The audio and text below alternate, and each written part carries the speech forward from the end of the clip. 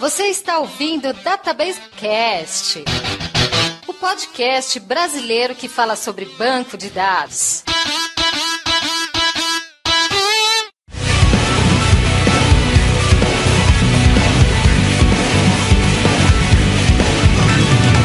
Olá pessoal, meu nome é Mauro Picchigliani e para fazer raspagem de dados não precisa de lixa nem espátula. Oi gente, aqui é o Wagner Crivellini, para variar mais um assunto que eu não conheço, bolhufas. Olá pessoal, aqui é o João Batista Neto e eu sou chato pra caramba, então eu não tenho entradinha igual aos dois companheiros.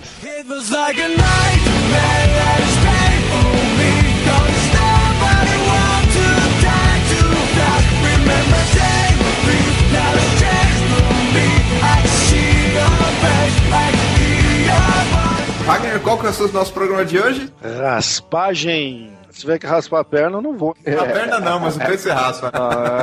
Pessoal, eu tenho medo dessa palavra raspagem porque eu lembro do meu cabelo e não dá muito certo. Você não tem noção, Wagner. O João é o cara com o maior cabelo que eu já conheci. Vai até a coxa. Não brinca. Cara, até a coxa não tá ainda não, mas tá bem perto, falta um palmo. Meu Deus. Estamos aqui com o João, nosso colega programador do eMasters, que manja bastante sobre raspagem de dados, dados abertos. João, pronto para falar sobre assunto que não é tão popular assim, mas que é muito importante? Eu tô pronto. É um tema bacana, porque às vezes as pessoas não têm muita consciência da importância de dados e da importância de encontrar e raspar os dados e tal. Vamos falar sobre isso então, logo após a leitura de e-mails, comentários e tweets.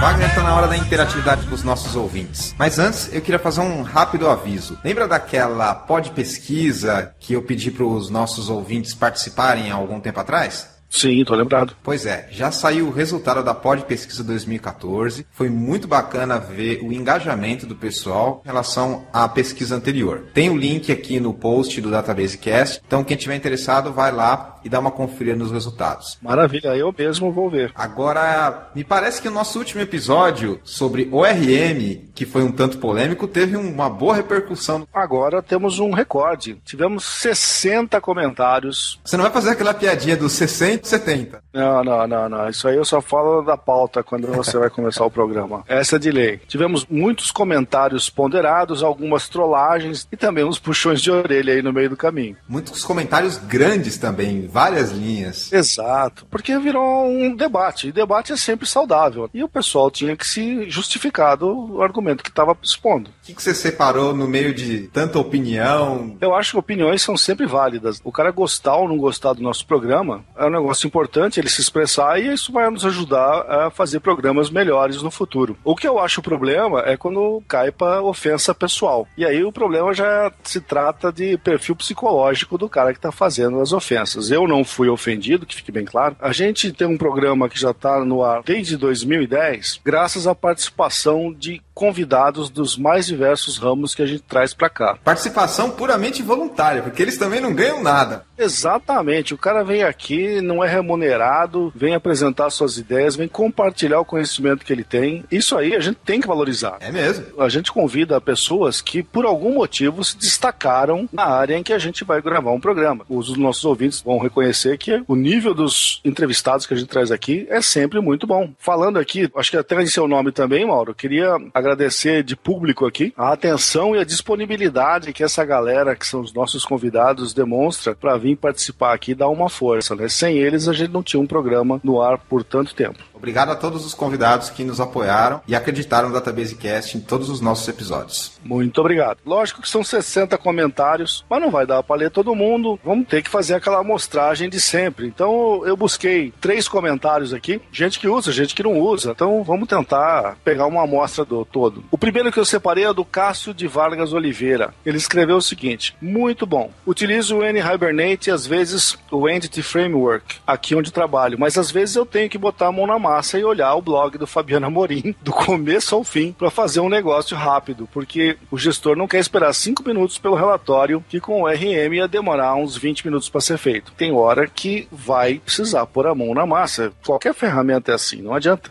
E às vezes gastar alguns dias colocando a mão na massa. E gastar um pouco do seu cérebro, porque inteligência artificial é um negócio que ainda está engatinhando e, consequentemente, um cara pensando vai ser mais rápido do que uma máquina com inteligência embutida. Em seguida, vou ler aqui o comentário que fez o Matheus. Ótimo tema. Fiquei com pena da Priscila sendo metralhada pelo Mauro e Wagner. Pô, Matheus, nem tanto, cara, nem tanto. A gente pegou leve com a Priscila. Eu tive a oportunidade de conversar com a Priscila depois e ela falou que foi bacana e tal, gostou de participar e também ficou muito empolgada com o feedback que a gente teve. Como falamos aqui, é um recorde que nós temos em 4 anos de programa. E daí o Matheus continua. Já tive experiência de utilizar ambas as tecnologias e ambas cumprem suas funções quando bem utilizadas. A capacidade humana de fazer cagada é um problema em qualquer tecnologia, aliás, em qualquer área de conhecimento. É uma coisa espantosa. E ele diz, e no nosso país, nós não temos a cultura de planejar cuidadosamente os projetos. E ele imagina que isso seja bem diferente no exterior. Em alguns casos, viu, Matheus?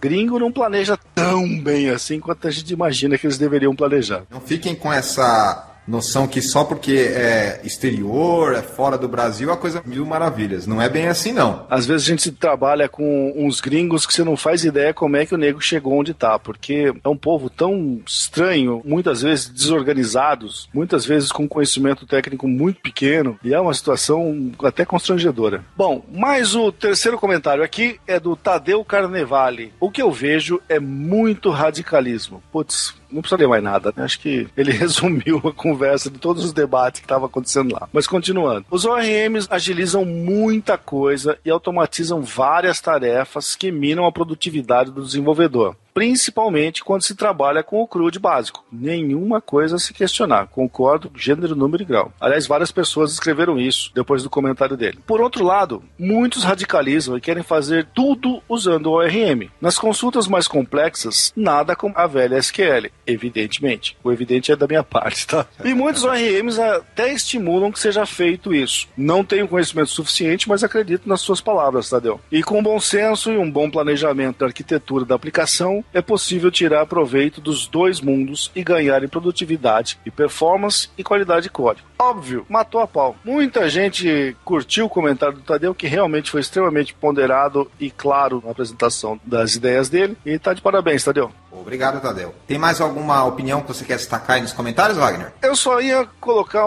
uma frase que eu citei desse debate aí, porque aquela frase que a Priscila comentou, que ela ouviu de um terceiro, dizendo que códigos gerados por ORM costumam ser melhores do que humanos. E isso gerou um debate monstruoso. Tem gente, não, mas é verdade, é assim mesmo. Os outros, não, pelo amor de Deus, onde já se viu. E eu falei que não adianta querer comparar um código gerado por ORM e um código escrito pela minha avó. Tem que ser um negócio que tenha sentido. E no meio dessa discussão toda, eu citei um dos meus ídolos, que é o Carl Sagan, já falecido há quase 20 anos. Vamos dizer assim, um astrônomo americano, muito conhecido por divulgação de ciência, por sinal. E uma das coisas que ele falava é: afirmações extraordinárias requerem evidências extraordinárias. Claro, você está falando que o negócio é melhor que o humano? Então mostra. Bota preto no branco. E não é qualquer Zé Ruela, tem que ser um cara bom. Se é melhor que o humano, tem que ser melhor que o nego bom. E por isso que a gente tinha algumas opiniões extremadas ali, só estava pedindo, mostra a evidência que aí a gente conversa. Ficou contente com esse tipo de discussão de alto nível, apesar de um ou outro problema nos comentários? Concordo com você. A grande maioria dos participantes manteve a conversa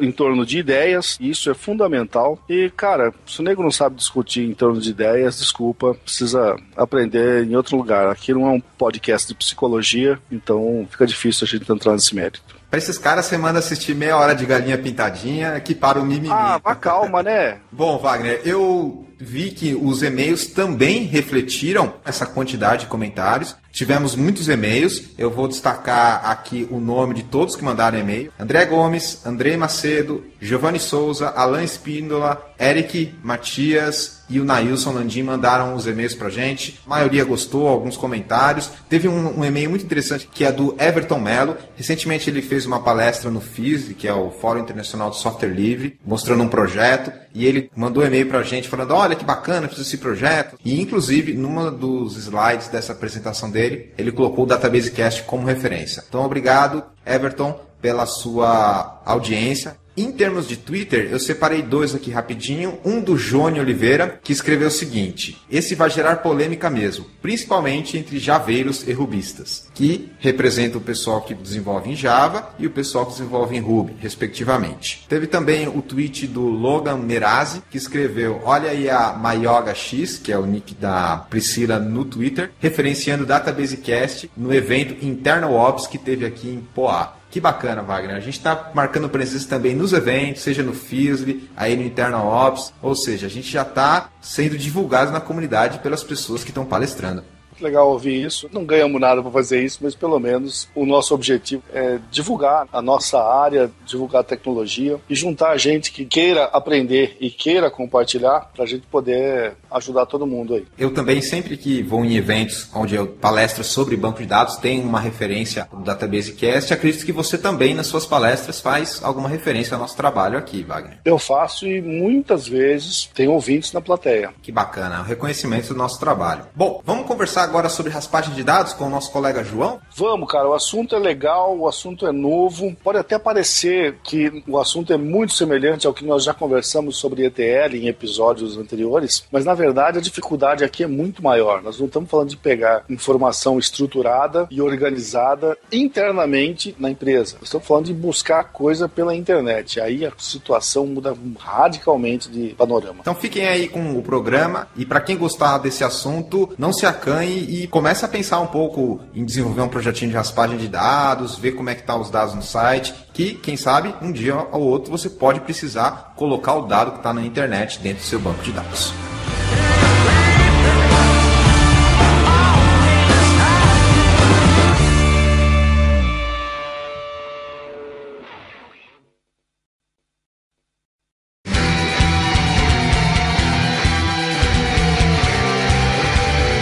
Para a gente começar a falar sobre raspagem de dados, Wagner, vamos dar a oportunidade para o nosso convidado, João, se apresentar para o nosso público. Afinal de contas, é a primeira vez dele aqui no DatabaseCast. Eu comecei a mexer com programação meio que por um acaso. Meu pai tinha uma empresa, desenvolvia o sistema de automação da empresa do meu pai, e um dia o pessoal esqueceu fonte do sistema de automação na loja e eu comecei a programar lendo o código do sistema de automação. Peraí, deixa eu adivinhar, era em Clipper? Exatamente. Mais um aí, vai anotando, Wagner. O cara se entregou a idade agora. Eu comecei a programar em Clipper. Meu primeiro banco de dados foi Foxbase. E foi a partir daí que eu comecei a dar cabeçada e ver como as coisas funcionavam e tal. E estraguei muito o computador no meio do caminho. Estraguei a rede do meu pai várias vezes, uma Novell DOS 7. Que saudades da Novell. Aquela que, se parava um ponto de funcionar, parava a rede inteira. E eu normalmente parava 2, 3 pontos e, enfim, aí meu pai virou e falou assim, você nunca mais põe a mão na rede, e me deu um computador. E aí eu comecei a programar de verdade. Legal quando você tem alguém na família assim que incentiva. Diferentemente do Wagner, acho que não tem ninguém na sua família que mexe com TI. Minha família, ninguém trabalhava com TI, acho que eu fui o primeiro a mexer com isso. Ninguém foi tão louco assim. Inclusive, hoje em dia, só se tiver de segunda geração, porque primos ou parentes mais próximos não conheço ninguém.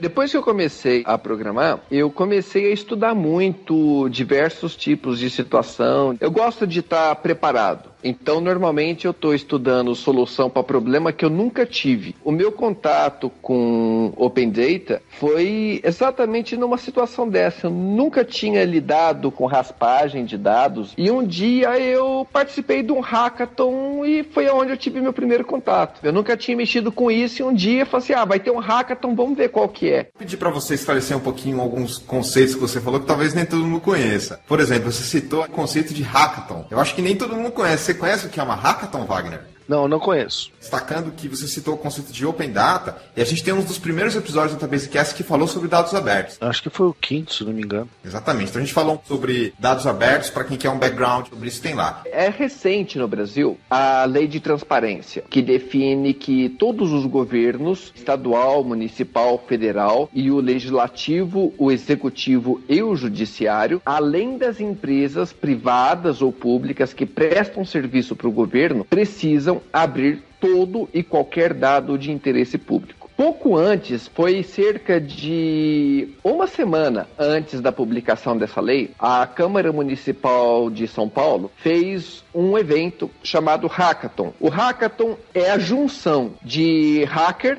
com maratona. Então, Hackathon é maratona hacker. Juntou um monte de desenvolvedores, colocou esse pessoal dentro da Câmara Municipal de São Paulo e virou pro pessoal e falou assim, olha, se vira, a gente tá com o pessoal aqui de infraestrutura, o pessoal técnico da Câmara, o que vocês precisarem, vocês conversam. A gente tá abrindo os dados da Câmara Municipal de São Paulo, vocês podem utilizar esses dados para fazer alguma coisa. Então, o Hackathon é uma maratona em que o pessoal fica em algum lugar fazendo alguma coisa com um objetivo, uma competição com um objetivo. No caso, era uma premiação da Câmara Municipal de São Paulo, em que o melhor software desenvolvido durante essa maratona ganharia o prêmio. Então, Hackathon é uma maratona onde um monte de maluco fica à base de café energético escrevendo código com um determinado propósito. Tá bom pra você, Wagner. É a sua cara. Meu Deus do céu, eu adorei a ideia. Foi comigo mesmo. O pessoal ficou dentro de barraquinha, dormiu dentro da Câmara Municipal de São Paulo. De Deus. Olha que confortável.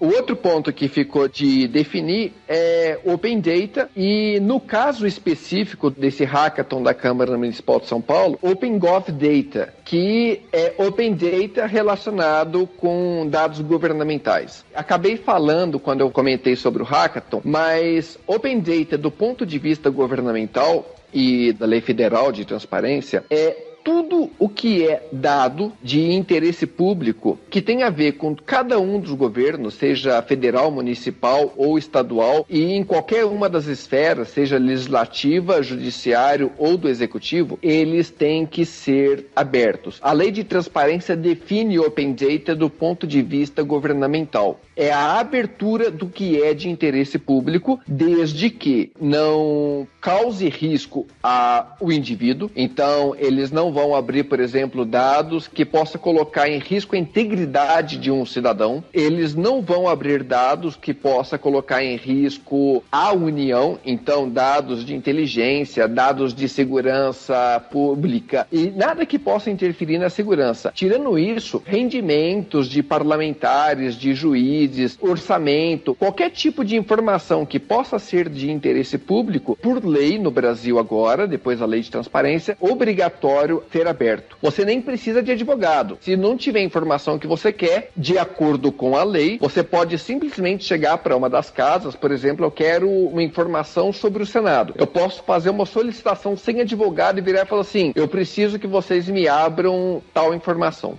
Mas onde é que entra a raspagem de dados aí no meio de tudo isso? O problema é que, normalmente, esses dados vêm em alguns formatos que não são adequados para leitura de máquina. É que, assim, a gente tem dados, a gente tem informação e a gente tem conhecimento. Dado é a informação da forma mais crua. Um conjunto de dados leva à informação. Às vezes, a gente está lidando com um volume de dados muito grande, muito grande. E a gente precisa de um software para analisar esses dados. O problema é que normalmente esses dados não são propícios para análise de um sistema. Então, às vezes a gente recebe imagens ou PDF ou qualquer outro tipo de formato mais maluco do mundo, sem padrão nenhum. A raspagem é pegar essa informação de alguns meios não necessariamente legíveis e transformar essa informação de uma imagem, por exemplo, em uma informação que a gente consiga trabalhar. Então, raspagem é justamente isso, é tirar a informação de algum lugar que não necessariamente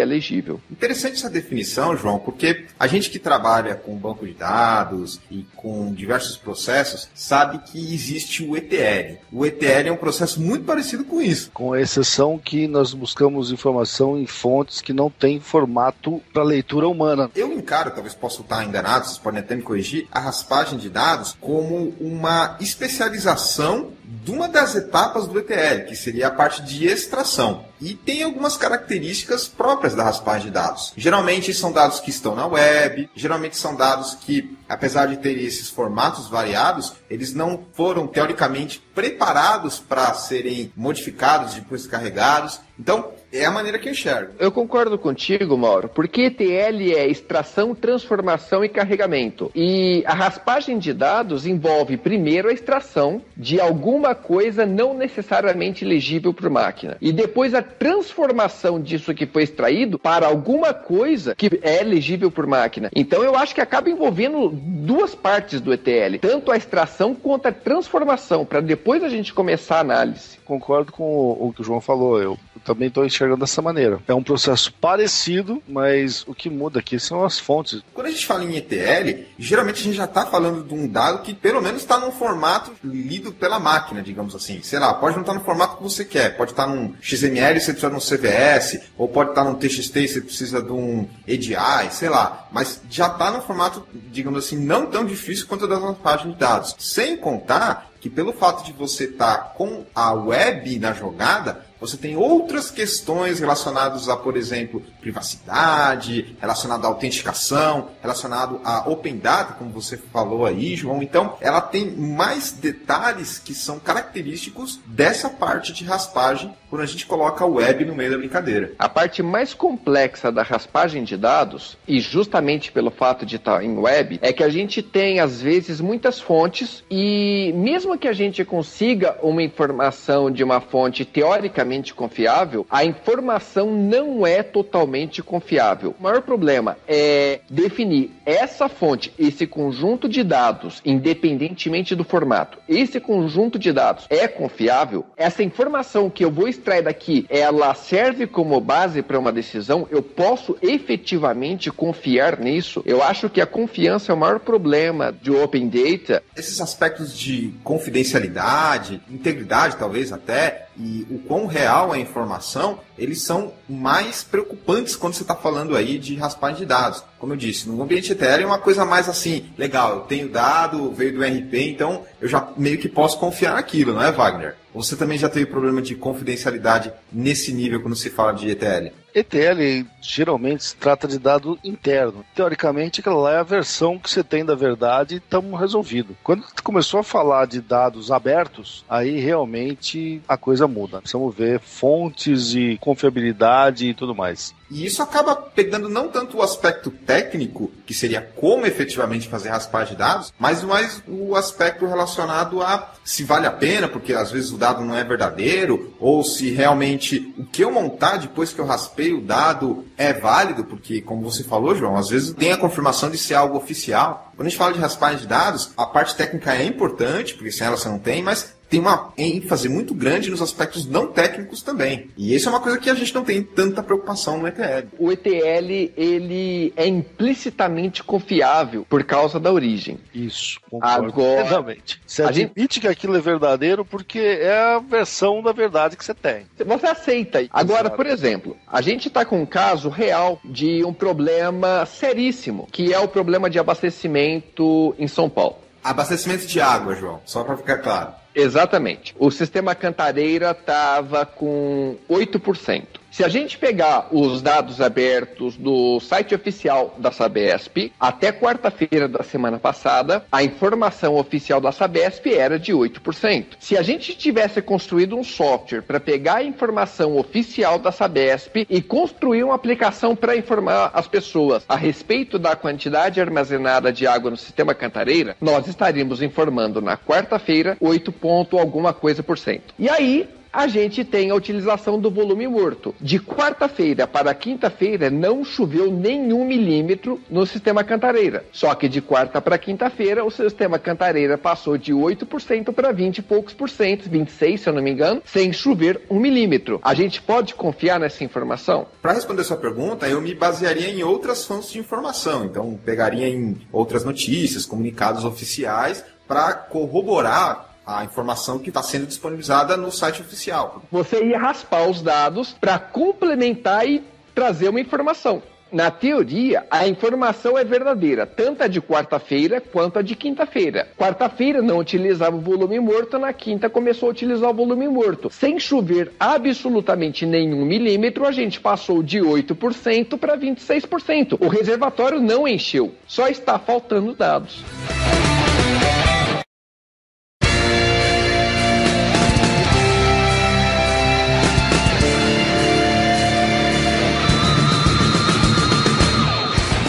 Já discutiu alguns aspectos, digamos assim, conceituais e não técnicos da raspagem de dados, Vamos entrar na linha de código e começar a falar alguns aspectos importantes da parte técnica para fazer a raspagem de dados. Queria perguntar a opinião do Wagner e do João a respeito do nível de dificuldade. Eu coloquei aqui como básico. O básico é o dado está lá no site, você pode dar um copiar e colar. Esse eu acho que é o caso mais simples que todo mundo espera encontrar. A questão de estar no site e não ter o recurso de copiar ou colar, isso, para mim, como público desenvolvedor, não é problema. Porque se eu tenho a fonte num site, eu vou utilizar um wget. Eu não vou ter o problema. O problema de não ter o recurso é para um jornalista. Ele pode ter um problema. Eu diria que a dificuldade em um site que não tem um Ctrl+C, Ctrl+V, no meu caso, é zero. Primeiro eu citei o caso mais simples, que é quando tem o Ctrl+C ou Ctrl+V, que é aí que você pode fazer o copiar e colar, independente se você é um jornalista ou um desenvolvedor. E às vezes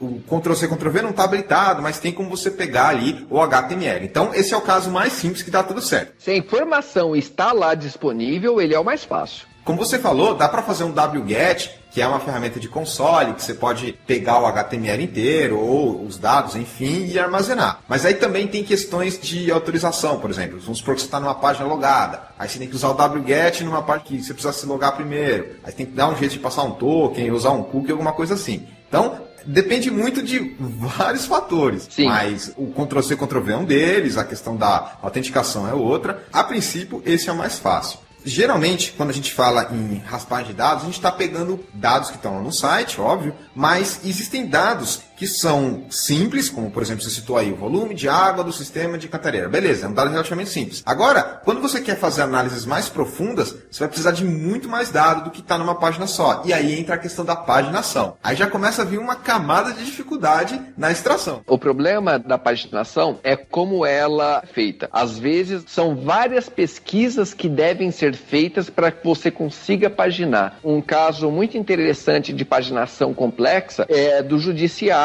onde as páginas vêm resumos de decisões. Então você tem vários resumos de decisões e aí a partir desses resumos de decisões você vai entrar em um texto completo e o texto completo tem uma outra paginação. Então dependendo da informação que você quer, são várias requisições que você tem que fazer para você conseguir compreender primeiro a paginação para depois efetivamente buscar essas informações. Essa que é a parada, João. Você tem que descobrir mais ou menos a lógica de conseguir obter um item do dado. Exato. E aí replicar isso num for, no wget, sei lá, com Perl, Python. O primeiro passo é você pegar um navegador de internet, um Chrome, Firefox, e navegar. Você precisa entender a lógica. Navegou, clicou e tal. Depois que você fez isso, aí você automatiza. É impossível automatizar sem compreender como funciona. Então é manual. É clica aqui, clica ali, faz aqui para conseguir chegar lá. Você faz um scriptzinho da sequência de passos que você está aí no manual, e aí você tem que transformar isso num programinha, ou num script, ou sei lá, usar uma ferramenta que pode te auxiliar. Exato. Pela experiência que eu tenho, quase que 90% das vezes você tem que ter uma customização. Não dá para você só usar uma ferramenta visual, por exemplo, para fazer isso. Não tem jeito. Você vai ter que meter a mão no código mesmo para controlar não só esses detalhes de simular um clique, fazer um wget ou extrair dentro da tag HTML onde está o dado que você quer, enfim. Vai ter um nível de customização aí que vai variar, obviamente, mas tem que meter a mão no código. Num mundo ideal, a gente não precisaria. Mas no mundo real, cada caso é um caso, cada caso demanda uma customização, cada situação é uma situação, e às vezes para você encontrar um conjunto de dados suficiente para você ter uma informação, você precisa não de uma, mas de várias customizações, porque às vezes os dados estão fragmentados em várias fontes, e cada fonte tem sua própria lógica. Então você precisa automatizar aqui, depois automatizar ali, depois automatizar lá. Cada automatização é uma customização para conseguir informação de uma fonte diferente. Wagner, já teve que fazer algum script assim para usar wget ou ferramenta simular para extrair da página direto? Não, cara, de página eu nunca tirei nada. Aliás, a primeira vez que eu li alguma coisa a esse respeito, eu fiquei chocado. Falei, Jesus do céu, nós estamos ferrados se for fazer um treco desse tipo. Isso foi há muitos anos atrás, mas eu lembro do susto, cara. É o que a gente faz, né, João? E a gente tá ferrado mesmo, em alguns casos. Dependendo do objetivo, do cenário, do que você tá trabalhando, chega a ser divertido. É difícil pra caramba, então é desafiador. Sabe aquela situação que é tão difícil que quando você consegue, você comemora? Então tem situações assim, pelo fato de ser desafiador, quando você termina e fala assim, deu certo, você fala, Isso acontece sempre que a gente passa numa fase difícil de videogame, que a gente monta um prato novo, você sente uma realização pessoal. Pois é, meu jovem. Tudo que é fácil não tem tanta graça. Deixa eu continuar com as dificuldades aqui. Então a gente falou um pouco de autenticação, de scroll. Tem uma outra dificuldade muito comum, João, que é a limitação de requisição por hora. Essa é clássica quando a gente fala de raspagem de dados. Tem muito site que, às vezes, é um servidor pequeno, vamos dizer. Ele não tem uma infraestrutura adequada para um volume muito grande de requisições. Quando a gente está fazendo manual, entre um clique e outro clique, existe um intervalo de tempo que dá tempo do servidor respirar. O problema é quando a gente desenvolve um software para fazer um download. Enquanto uma pessoa leva 5 minutos para chegar do começo ao fim da informação, um código, um software vai fazer 10 mil requisições por segundo. Então, para evitar que vários desenvolvedores façam milhares de requisições por segundo, o servidor vira e fala assim, cada um pode fazer 50 requisições por hora. E aí a gente fica sem ter o que fazer, porque a gente vai conseguir obter o que a gente precisaria, às vezes em 2, 3 dias, por causa da limitação do servidor. O servidor simplesmente bloqueia, fala assim, olha, você já fez 50 requisições só amanhã. O caso clássico das redes sociais, que às vezes até disponibiliza uma API para você, mas também com uma limitação por hora. O número de desenvolvedores para fazer software para extrair dados é muito grande. Cada software fazendo milhares de requisições por segundo é como se fosse um ataque de um DDoS quase, porque são vários pontos distribuídos fazendo requisição para o mesmo lugar milhares por segundo. É quase se fosse um DDoS. Outro ponto aí a ser considerado. Coisa que a gente não encontra no mundo de banco de dados, Wagner. Raramente a gente tem limitação desse aspecto quando a gente está envolvido com ETL. Pois é.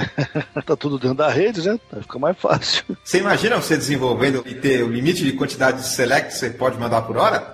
Nossa, aí nós estamos ferrados. No processo ETL, você não tem esse problema que numa extração de dados em web acontece. No processo ETL, por exemplo, você, Wagner, sozinho, trabalhando com as suas instruções e obtendo as suas informações, mas é você sozinho. Por maior que seja o volume de consultas que você esteja executando, é pequeno para uma rede. Agora, se eu colocar 5 mil desenvolvedores, cada um fazendo milhares de instruções por segundo na mesma rede, eu vou destruir a sua rede. Com certeza, para tudo. É uma maneira do site que tenha os dados limitar e se manter no ar, porque senão cai aí no DDoS que você falou. Eles estão se protegendo ao fazer esse tipo de situação. Tem uma outra maneira de proteger que eles também fazem, que é colocar o CAPTCHA, aquelas letrinhas bagunçadas. É uma outra maneira que os administradores dos sites colocam. Você já percebeu alguma vez, João, de você estar fazendo raspagem, outra pessoa está fazendo raspagem, aí de repente aparece lá um CAPTCHA? Nos órgãos públicos tem muitos sites que tem CAPTCHA para você conseguir fazer a extração. Isso simplesmente, dependendo da estrutura de verificação, inviabiliza uma estrutura de raspagem. Faz com que fique tão complexo a raspagem que às vezes é melhor buscar informação em outra fonte do que tentar passar pela validação de CAPTCHAs e tal. Não estamos dizendo que é impossível, nós estamos dizendo que é muito, muito mais complicado dependendo do CAPTCHA. Não é que é impossível, é que às vezes é mais fácil buscar informação em outro lugar. Exatamente. Um outro item que eu estou vendo o pessoal fazer muito e que torna o processo de raspagem de dados mais difícil, João, é o tal do scroll infinito. Sabe aquele scroll que aparece quando você está pesquisando imagens no Google, por exemplo? O Twitter e Facebook, todos eles estão usando esse scroll infinito. Na prática, esse scroll infinito é uma forma de paginação. O problema é que ela é muito contextual. Ela pega um estado atual da API. E quando você vai desenvolver um robô para fazer isso, não existe scroll. Ele depende de JavaScript. Então, o que você deve fazer? Você deve abrir o código da página, entender como que o JavaScript funciona para tentar replicar esse scroll infinito via código. Então, você vai fazer como se existisse a rolagem sem existir a rolagem. Porque quando você está no navegador, você efetivamente tem a rolagem. rolagem lá. Agora, um robô, um software, não existe rolagem, porque não existe nem navegador. Então, isso acaba complicando, porque além de você entender como funcionam os dados, você precisa entender como funciona a usabilidade do site para replicar essa usabilidade no site no robô. Essa é uma das outras dificuldades que tem, mas tem como você também procurar outras técnicas para automatizar isso. Por exemplo, você pode usar ferramentas como a suíte de testes Selenium, ou mesmo diversos add-ons do browser, ou outras ferramentas de automação, que a gente até comentou recentemente no Database Cast 40, sobre automação, que te ajudam nisso, mas tenha a noção que não vai ser tão automático quanto um script. Ele vai ter aí uma, digamos assim, interação simulada através de uma manipulação da interface por meio de um script. É interessante você mencionar o Selenium, porque o Selenium é basicamente o que a gente faz antes de começar a parte de programação. O Selenium vai lá, você navega, você começa a gravar uma macro. E aí você clica aqui, clica ali, rola aqui, acontece isso. Então o Selenium grava tudo isso e depois replica isso quantas vezes você quiser.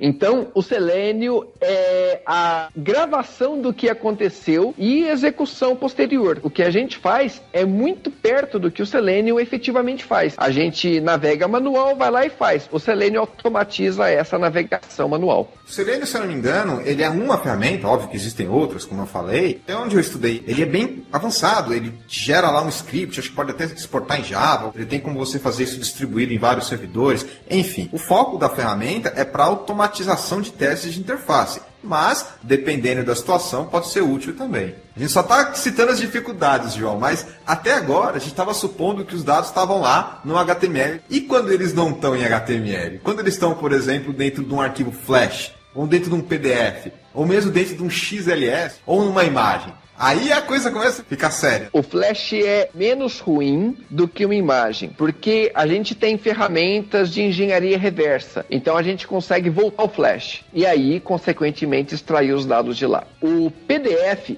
ele pode ser muito bom ou tão ruim quanto uma imagem. Porque se o cara pegou e fez o PDF como texto, beleza, a gente consegue ler o texto. O problema é quando ele pega o PDF, coloca um monte de imagens lá dentro, e aí é uma imagem dentro de um PDF. Então a imagem sozinha já é ruim, e aí ele coloca a imagem dentro de um formato proprietário. A imagem é ruim porque envolve OCR. OCR é reconhecimento de caracteres. Então, você vai pegar uma imagem e vai entender o que é aquele monte de desenho na imagem. Porque quando a gente está falando em texto, são caracteres. Uma foto de um cachorro ou o desenho da letra A é a mesma coisa, é imagem. Então, a gente precisa desenvolver um software que vai olhar para a imagem e entender que aquilo não é o cachorro, mas a letra A. A imagem é a pior forma possível de se disponibilizar um conjunto de dados. Eu acho que não existe uma forma tão ruim quanto a imagem, exceto um PDF com imagem dentro. Essa é uma dificuldade grande para quem trabalha com as bases de dados. Eu já tive a oportunidade de trabalhar com CR, mas queria perguntar antes para o Wagner. Wagner, você conhece um pouco essa tecnologia? Já mexeu com CR? Tenho trauma de falar de CR, porque em 1990 eu comprei um scanner para meu PC AT. Isso aqui é mais velho que a cuca, esse negócio. Vai vendo onde essa história vai chegar, hein, João? Vamos lá. Eu comprei um maldito, foi meu primeiro scanner. E vinha um softwarezinho que prometia fazer uma coisa maravilhosa chamada OCR. O que era OCR? Tava assim, uma estrelinha na caixinha do produto? Sim, escrito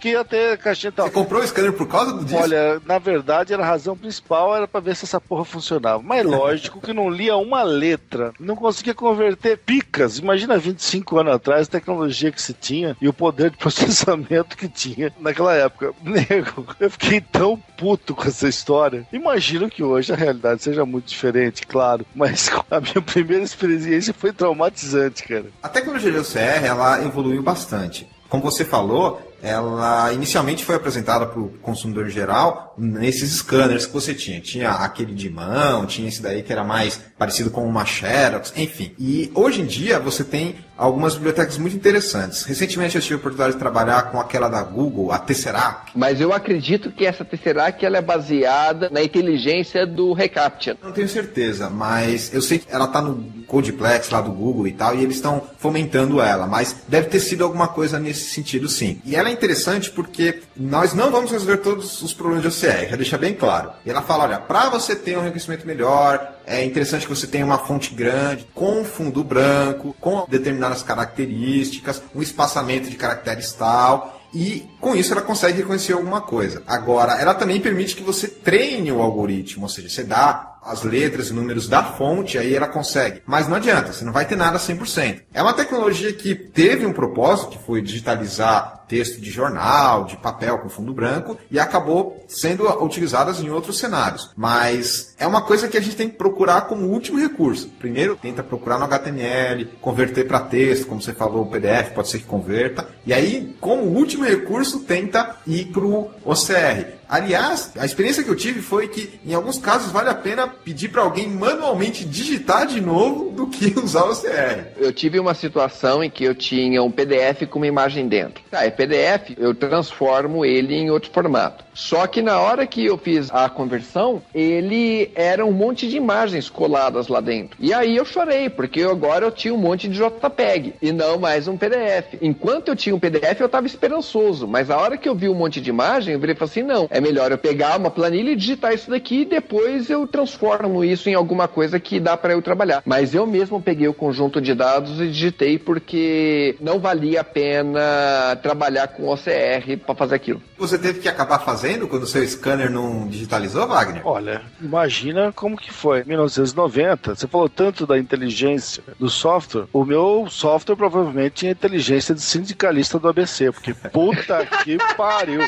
Não lia nada, cara, mas foi terrível. Foi frustrante, caiu uma lágrima assim do olho esquerdo. Nossa, Wagner. uma não, caiu várias. Mas então, você teve que acabar digitando na mão mesmo que você queria digitalizar ou você deixou pra lá? Na raça. O que tinha que digitalizar teve que ser na raça. Aquilo lá não serviu pra nada. Você tem que fazer um balanceamento aí dos prós e os contras entre usar o OCR, ter uma qualidade ruim, ou fazer a digitação manual. Óbvio que se for uma coisa pequena, ou, sei lá, até umas 2, 3 páginas, até que dá para você fazer a digitação manual que compensa mais. Agora, se for muita coisa, talvez valha a pena usar o OCR customizado e aí ficar só na correção de onde ele não digitou corretamente. Enfim, não tem uma resposta pronta, tem que balancear os prós e os contras.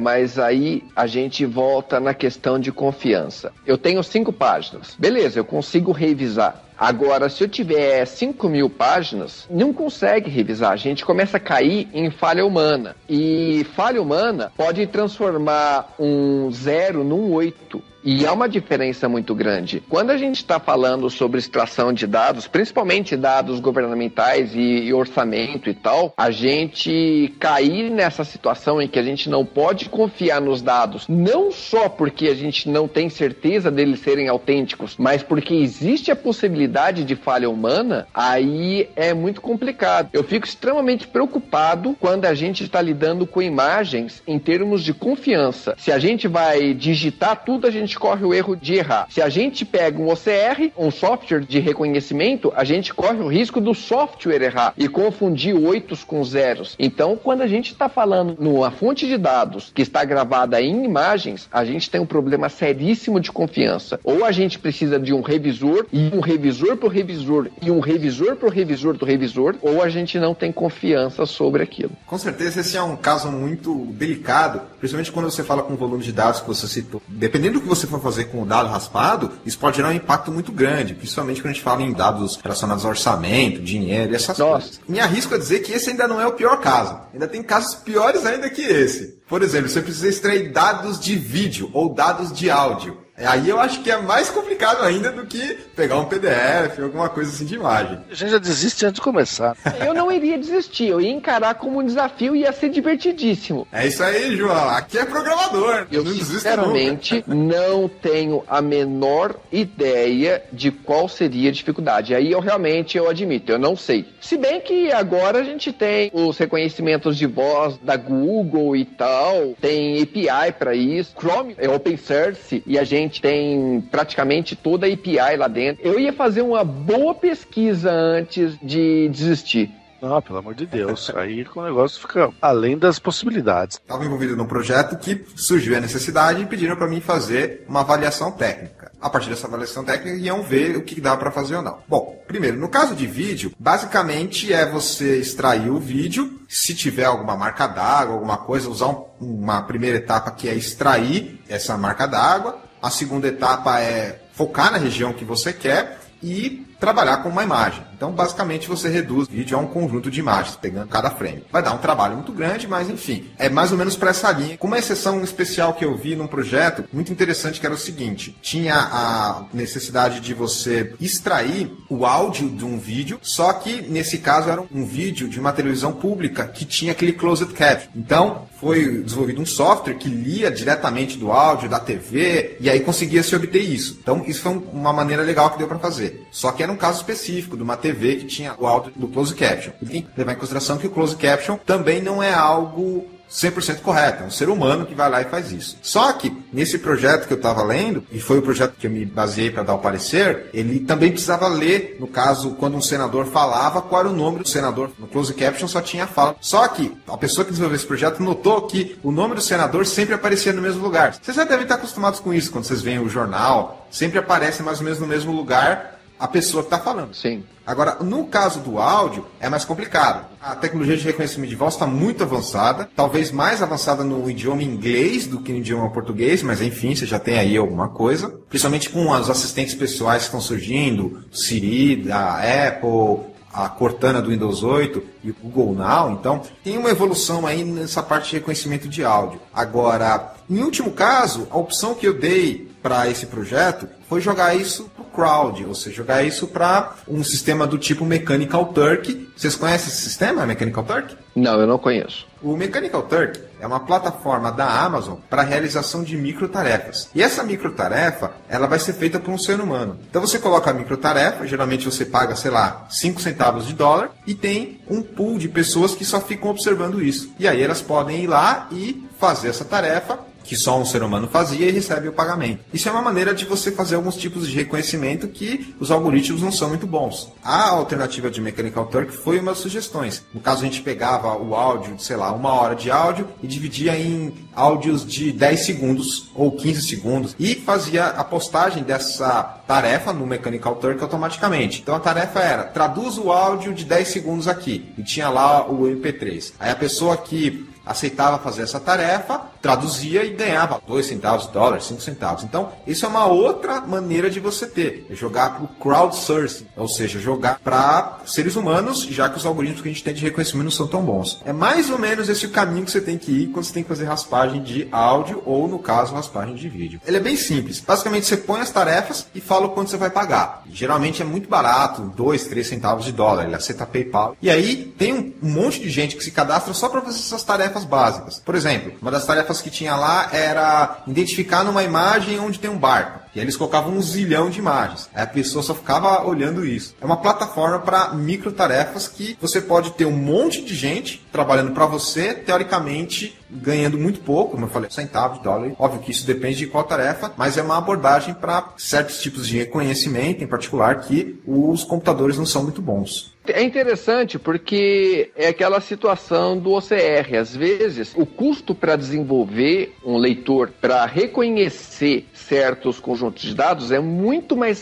maior do que recorrer a esse tipo de situação. Eu acho interessante. Ele é uma alternativa de baixo custo a um software muito complexo. Eu vejo que é uma alternativa, entre aspas, quebra-galho, porque a tecnologia atual não dá suporte para tanta coisa quanto a gente quer fazer. Eu citei o Mechanical Turk, mas existem outras plataformas para microtarefas como ele. No caso, o Mechanical Turk é da Amazon, então ele tem essa grande empresa por trás dele que está investindo, fomentando, etc. Esse nome Mechanical Turk veio de uma máquina antiga de jogar xadrez, então eles pegaram o nome disso porque representa algo que é automatizado, mas feito por ser humano, entendeu? Também queria destacar que tem a questão de extração de dados de mapa. Você já teve que fazer alguma coisa com extração de dados de mapa, João? Extrair dados de mapa, não. Mas já plotei dados tratados em mapa. Também é uma outra dificuldade grande, porque você pegar um mapa do tipo Google Maps, que o cara fez uma aplicaçãozinha, você consegue ver por trás as coordenadas, ou pegar o XML, mas pegar os dados do mapa físico em si, aí é um outro complicômetro. Porque além de você ter uma imagem, você tem texto também.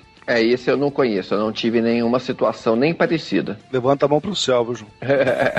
Eu também não tive, mas eu dei uma olhada aqui na pauta e peguei alguns casos, desde o mais simples que a gente falou, que é o básico Ctrl-C, Ctrl-V, até o mais complicado, para a pessoa ver que essa atividade de raspagem de dados é muito importante e tem vários níveis, sem contar que depende muito também da pessoa que está fazendo. O João até tinha comentado do jornalista versus desenvolvedor, pessoas com conhecimentos técnicos diferentes e que acabam recebendo uma tarefa dessas. Se você pega o jornalista tem, às vezes, um conhecimento específico muito grande e teria condições de fazer coisas muito legais com os dados, mas não conhece de raspagem. E o desenvolvedor tem um conhecimento muito específico na área de desenvolvimento e raspagem para o desenvolvedor é muito simples, às vezes. Mas ele, às vezes, não sabe o que fazer com aquela coisa que ele raspou. Então, às vezes, a gente precisa colocar o jornalista e o desenvolvedor junto e conversar. O jornalista tem a ideia e não sabe como fazer. E, às vezes, o desenvolvedor sabe como fazer, mas não tem a ideia. Apesar de ser áreas totalmente distintas, mas que, no caso de raspagem de dados, deveriam estar trabalhando junto. No caso de Open Data e Open Gov Data e tal. E no caso de outros cenários de raspagem, você precisa, eu acho que, às vezes, unir o técnico com o não técnico, porque acaba agregando áreas de conhecimento que facilitam no trabalho de extração dos dados. Tem que ter uma colaboração, porque até certo ponto um complementa o outro. E os dois vão ter que estar juntos, tanto na etapa de extração, para envolver a confiabilidade, etc., até a manipulação e como apresentar isso, seja num infográfico, numa tabela. Tem que trabalhar junto, não pode um ficar separado do outro durante todo o projeto,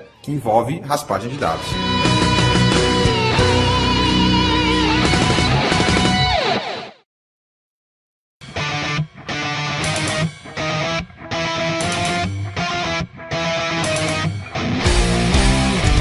Falar um pouco agora sobre alguns cases de raspagem de dados. Vou começar aqui por ordem de idade. Então, Wagner, você tem algum case de raspagem de dados que você gostaria de comentar com a gente? Eu não trabalhei diretamente com raspagem de dados. Eu trabalhei com ETL em si. Experiências com isso não tive na área prática. Primeira vez que eu li um artigo falando sobre esse assunto, pegar dados da internet para fazer parte de um BI, no caso, eu fiquei chocado. Eu falei, meu Deus do céu, como é que nós vamos fazer isso? Que poder de processamento nós vamos precisar para chegar nessa realidade? Ainda bem que o tempo passou e esse dia chegou. Isso aí eu li na época da virada do ano 2000 e falavam de pegar dados online da internet para fazer análise, papapá, e eu fiquei chocado, porque naquela época não tínhamos grandes alternativas para isso, uma vez que a gente estava acostumado no mundo de BI, de pegar dados bonitinhos, ou de um banco de dados, ou de uma planilha que fosse, ou, como sempre, arquivo texto, que era muito mais fácil. Quando se falava de começar a coletar informação na internet, o salto era muito grande e assustava. Faz tempo que você começou a ver, assim, no seu banco de dados, informações vindas direto da web, seja no BI,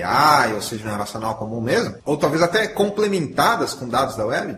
Não faz muito tempo que eu vejo isso. Nas empresas por onde eu passei, isso foi muito pouco usado. Pelo menos, quando chegava até mim, eu já não tinha essa percepção de que aquilo lá foi coletado externamente. João, fala um pouco de algum case pra gente de raspagem de dados que você acha interessante e queria comentar com a gente. Meu primeiro caso de raspagem de dados foi justamente a minha primeira experiência com o Open Data, que foi nesse hackathon da Câmara Municipal de São Paulo. A lei de transparência foi publicada numa quarta-feira e a Câmara Municipal de São Paulo queria ser pioneira. Então, na sexta-feira, antes dessa quarta-feira, sexta e sábado, teve o hackathon. Era meio que um protótipo, era uma ideia meio maluca que o pessoal da Câmara comprou e resolveu colocar um monte de cara doido lá na base de cafeína e energético codando. O que acontece nessa primeira experiência é que o pessoal que estava lá também não tinha muita experiência com isso, com essa situação. A Câmara não disponibilizava os dados de uma forma adequada. Então, era era crawlers fazendo postagens no site da Câmara, formulários, então a gente tinha que abrir o HTML, ver a estrutura do formulário, pegar os campos, construir uma requisição com aqueles campos, fazer um robô para fazer a postagem, pegar o resultado dessa postagem e armazenar, depois entrar em outra página, ver como funcionava o outro formulário, pegar os campos, fazer outra postagem, juntar aquele conjunto de dados e construir uma aplicação. Então a minha primeira experiência foi numa situação assim, bem protótipo do que seria OpenGovData e tal, e foi interessante, tipo assim, poxa, que legal, foi minha primeira experiência e foi o primeiro contato, cara, isso daqui é legal, quero fazer mais isso. Inclusive essa da Câmara Municipal de São Paulo chegou a sair no Jornal Nacional, porque como ia ser publicada a lei de transparência, então chegou a sair no Jornal Nacional, entrevista e tal. A segunda situação já foi um pouquinho mais simples, envolveu vários sites, várias fontes com pesquisas diferentes, mas foi um projetinho em que a gente queria transformar os dados em alguma coisa interessante para o pessoal, que foi na última eleição, na eleição municipal. Nós pegamos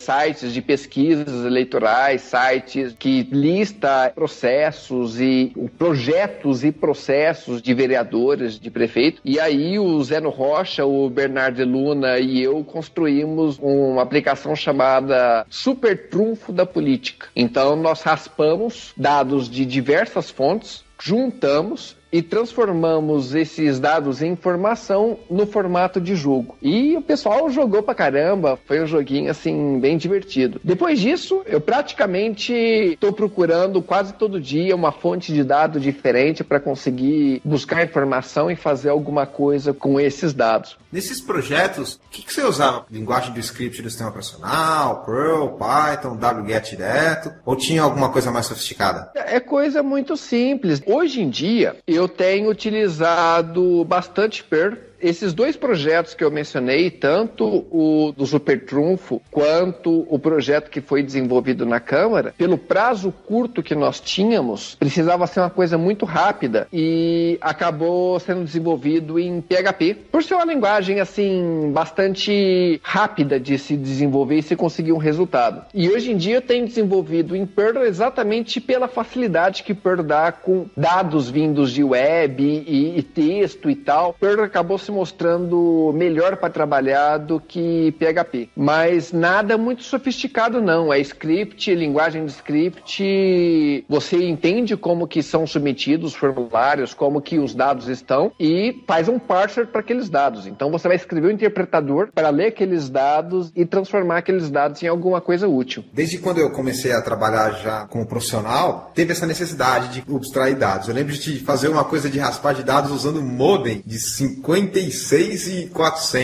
E era o que tinha na época. Era uma desgraça, porque não só tinha a questão da velocidade, mas também de cair toda hora. E hoje em dia é o que a gente não precisa se preocupar muito quando a gente faz raspagem de dados. Eu tenho até medo do que seria a experiência de raspagem de dados em 56K. Aqui em casa, por exemplo, eu não assisto TV, antena ou cabo. É streaming. Aqui em casa eu não uso mais CD e tal, é tudo streaming. A largura de banda e a estabilidade de banda é muito propício para raspagem de dados. Agora, eu fiquei com dó de você, cara. 56K para fazer raspagem de dados, hein? Era o que tinha. O problema não era nem tanto obter os dados e tal, porque o dado estava lá, praticamente não tinha flash, não tinha PDF, era só HTML. E não tinha todas as coisas que tem hoje, CSS, que não torna mais difícil, mas é um item a mais que você tem que considerar. Então, foi lá e o problema mesmo era essa dificuldade de sempre estar caindo a conexão. E aí você tem que deixar o processo não ser tão automático, ter uma intervenção manual, mas enfim. Um outro projeto que eu queria destacar aqui foi em 2009,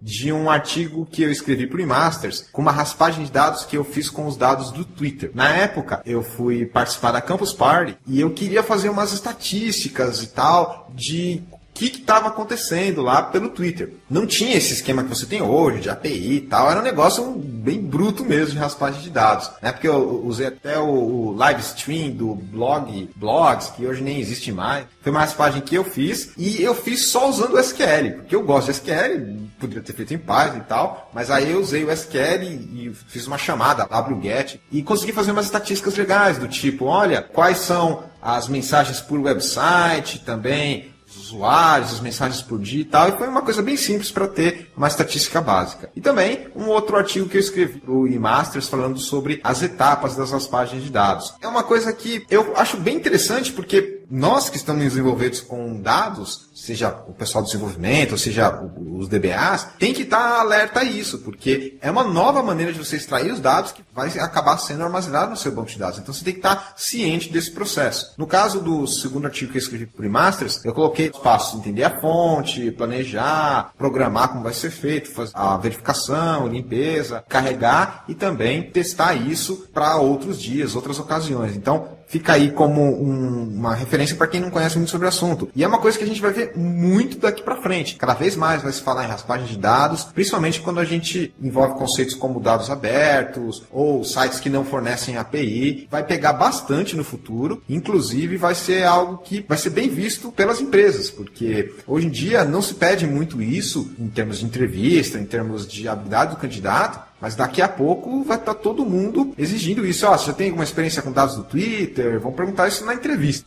Fiz por telefone.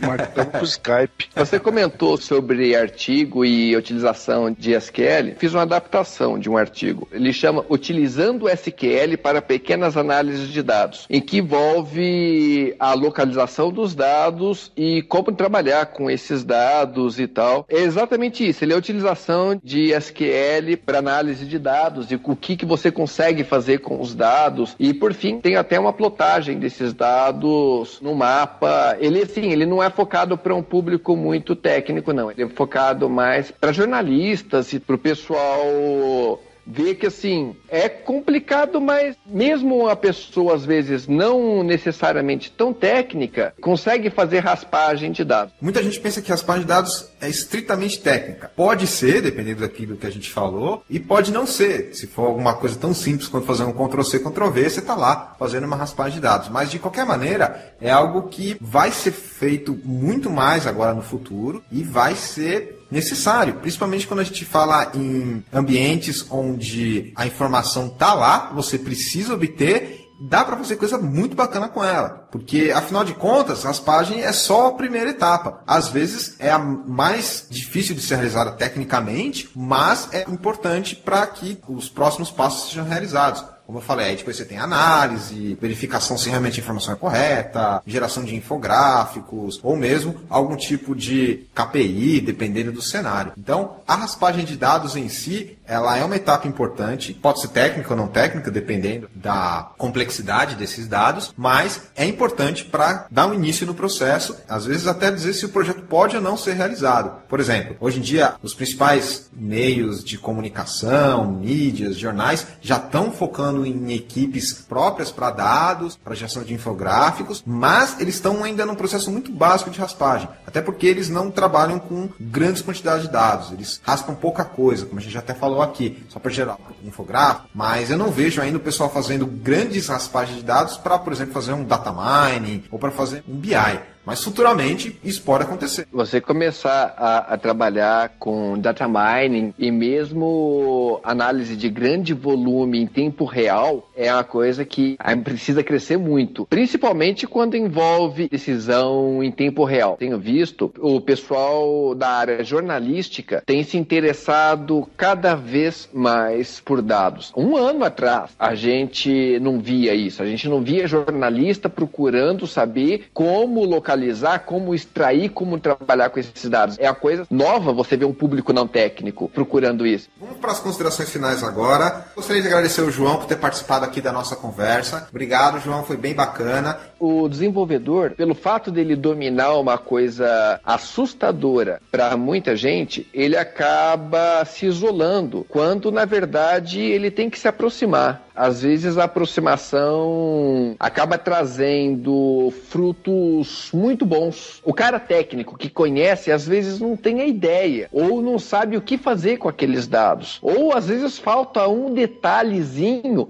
que às vezes uma outra pessoa tem aquele conhecimento. Então eu acho que a aproximação é o primeiro passo. Do ponto de vista do desenvolvedor, ele tem que procurar fontes e procurar situações e começar a vasculhar em internet, porque tem muitos dados interessantes espalhados por aí e que dá para fazer muitas coisas legais. Do ponto de vista do jornalista, ele tem que se desassustar. Ele tem que virar e falar assim, mas será que isso é tão bicho de 7 cabeças assim? Mas não é familiarizar, é porque ele tá assustado. Programação, nossa, eu sou um cara de outra área, não gosto disso. E de repente não é por aí, às vezes o cara tá assustado à toa. Então acho que ele tem que pegar e dar uma olhada, ver, principalmente às vezes linguagens de domínio específico que são fluentes. O cara quase que conversa com a linguagem. Às vezes as pessoas precisam se entrosar em áreas um pouquinho diferentes e tentar ver o que é. Pro pessoal que não conhece dados, não sabe como mexer com isso e tem interesse em começar a trabalhar com raspagem e tal, um bom lugar para se começar é um projeto da Open Knowledge chamado Escola de Dados. Bem fácil o nome, escoladedados.org. A Escola de Dados é uma iniciativa da Open Knowledge com o propósito específico de ensinar pessoas, não necessariamente técnicas, a lidar com raspagem de dados. A gente tem muita informação, tem muita coisa, temos linguagens muito simples de se trabalhar em que a gente consegue fazer muitas coisas legais. Eu acho que é só pegar e ir atrás que 2 tempos já está fazendo raspagem de dados. Começando, pelo menos. Obrigado, João. Wagner, vamos lá. Quais são as suas considerações finais em relação ao nosso programa de raspagem de dados? Você que não conhecia muito sobre o assunto. Como eu falei, eu não conhecia muito sobre o assunto, não trabalhei com ele ainda, espero no futuro estar trabalhando com isso. Eu vejo que as possibilidades são muito boas, os tipos de tecnologia que a gente está evoluindo hoje, do Big Data, por exemplo, que é uma tendência, vai precisar desse tipo de coisa, com certeza. Cada dia a gente vai pegar informação de fontes mais heterogêneas possível e isso vai entrar na pauta com toda certeza. Então, recomendo para os nossos ouvintes que comecem a estudar o assunto, assim como eu vou começar também. Raspagem de dados é um conceito relativamente novo, muitas pessoas ainda não conhecem. É importante, principalmente porque cada vez mais a gente vai precisar trazer as informações que estão na web, independente do formato, para dentro dos bancos de dados, para dentro da empresa. E existem tecnologias, existem recursos,